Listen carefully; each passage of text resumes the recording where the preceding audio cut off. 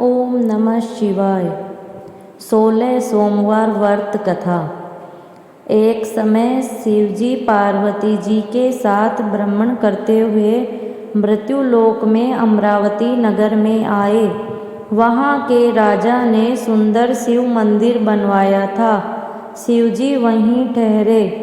एक दिन पार्वती जी शिवजी से बोली, नाथ आओ आज चौसर खेलें। खेल प्रारंभ हुआ। उसी समय पुजारी पूजा करने आए। पार्वती जी ने पूछा, पुजारी जी बताइए जीत किसकी होगी? वह बोले, शंकर जी की। अंत में जीत पार्वती जी की हुई। पार्वती जी ने मिथ्या भाषण के कारण पुजारी जी को कोढ़ी होने का श्राप दे दिया। कुछ काल बाद अप्सराएं पूजन के लिए आई। पुजारी जी से कोढ़ी होने का कारण पूछा। पुजारी जी ने सब बात बताई। अप्सराएं बोली, पुजारी जी तुम 16 सोमवार करो, शिवजी तुम्हारा कष्ट दूर करेंगे। पुजारी जी व्रत विधि पूछे। अप्सराएं बोली, सोमवार को संध्या उपरांत आधा सेर गेहूं के आटे के 3 भाग बनाओ और घी गुड़ दीप नवेद बेलपत्र पूजन सामग्री लेकर प्रदोष काल में विधि पूर्वक पूजन करो। बाद में 1 अंग अर्पण करो, शेष 2 अंग प्रसाद समझकर वितरण कर दो। इस विधि से 16 सोमवार का व्रत कर 17वें सोमवार को 5 सेर गेहूं के आटे की बाटी का चूरमा बनाकर भोग लगाकर बांट दें। फिर सुकुटुंब प्रसाद ग्रहण करें। ऐसा करने से शिवजी तुम्हारे कष्ट दूर करेंगे। यह कहकर वे स्वर्गलोक को चली गई। पुजारी जी यथा विधि व्रत कर रोगमुक्त हुए और पूजन करने लगे। कुछ दिन बाद शंकर जी पार्वती जी आए। पुजारी जी को देख पार्वती जी ने रोग मुक्ति का कारण पूछा। पुजारी जी के कथा अनुसार पार्वती जी ने व्रत किया तो अप्रसन्न कार्तिकेय माता के आज्ञाकारी हुए और इसी विधि को करने से कार्तिकेय जी को बिछड़ा हुआ मित्र मिला। मित्र ने विवाह की इच्छा से इस व्रत को किया। फलतः वह विदेश गया और वहाँ की राजा का स्वयंवर था। राजा का प्रण था कि हथिनी जिसको माला पहनाएगी उसी से पुत्री का विवाह होगा। यह ब्राह्मण भी स्वयंवर देखने की इच्छा से एक ओर जा बैठा। हथिनी ने माला इसी को पहनाई। धूमधाम से विवाह हुआ। सुंदर पत्नी पाकर सुख से रहने लगा। एक दिन राजकन्या ने पूछा, नाथ आपने कौन सा पुण्य किया जिससे राजकुमारों को छोड़ हथिनी ने आपको वरण किया? ब्राह्मण ने 16 सोमवार का व्रत सविधि बतलाया। सुनकर राजकन्या ने पुत्र प्राप्ति के लिए इस व्रत को किया और सर्वगुण संपन्न पुत्र प्राप्त किया। बड़े होने पर पुत्र ने इस व्रत को राज काम्य हेतु किया तो राजा के दूतों ने जाकर उसे राजकुमारी के लिए वर लिया। आनंद पूर्वक विवाह हुआ। राजा को देवलोक होने पर उसे राजगद्दी मिली। फिर भी वह इस व्रत को करता रहा।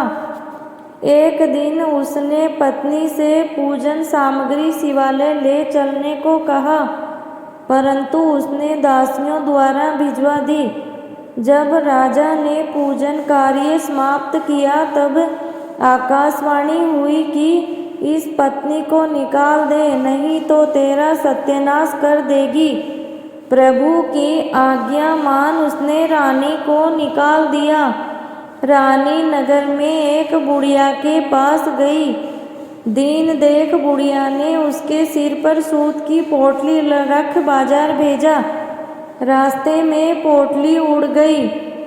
बुढ़िया ने उसको फटकार कर भगा दिया। वहाँ से तेली के यहाँ पहुँची तो सब माट चटक गए। उसने भी निकाल दिया। पानी पीने नदी पर गई तो नदी सूख गई। सरोवर पर गई तो हाथ स्पर्श करते ही पानी में कीड़े पड़ गए। आराम करने जिस पेड़ के नीचे जाती वही पेड़ सूख जाता। और वन और सरोवर की यह दशा देख ग्वाले उसे गुंगासाई के पास ले गए। उसे देखकर ऋषि महाराज समझ गए यह अबला आपत्ति की मारी हुई है। वे बोले, बेटी तू चिंता छोड़कर मेरे यहाँ रह। रानी आश्रम में रहने लगी, परंतु जिस वस्तु में उसका हाथ लगे उसी में कीड़े पड़ जाते। दुखी होकर ऋषि महाराज बोले, बेटी किस अपराध से तेरी यह दशा हुई है? वह बोली, मैंने अपनी पति की आज्ञा न मानकर शिवजी की पूजा में नहीं गई। ऋषि महाराज बोले, तुम 16 सोमवार का व्रत करो। रानी ने सविधि व्रत पूर्ण किया। व्रत के प्रभाव से राजा को रानी की याद आई और दूतों को उसकी खोज करने भेजा। आश्रम में रानी को देख दूतों ने जाकर राजा को रानी का पता बताया।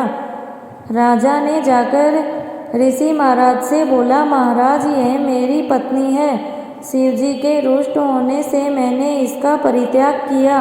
अब शिवजी की कृपा से इसे लेने आया हूँ। कृपया इसे मेरे साथ जाने की आज्ञा दें। ऋषि महाराज ने आज्ञा दे दी। राजा रानी नगर आए। नगर वासियों ने नगर सजाया। बाजा बजने लगे। मंगलोच्चर हुआ। शिवजी की कृपा से प्रतिवर्ष 16 सोमवार का व्रत कर राजा रानी आनंद से रहने लगे। अंत में शिवलोक को प्राप्त हुए। बोलो हर हर महादेव की जय। श्रावण मास के प्रथम सोमवार से इस व्रत को किया जाता है। प्रत्येक सोमवार को श्री गणेश जी और शिव जी और पार्वती जी की पूजा की जाती है। इस सोमवार व्रत से पुत्रहीन को पुत्र की प्राप्ति होती है।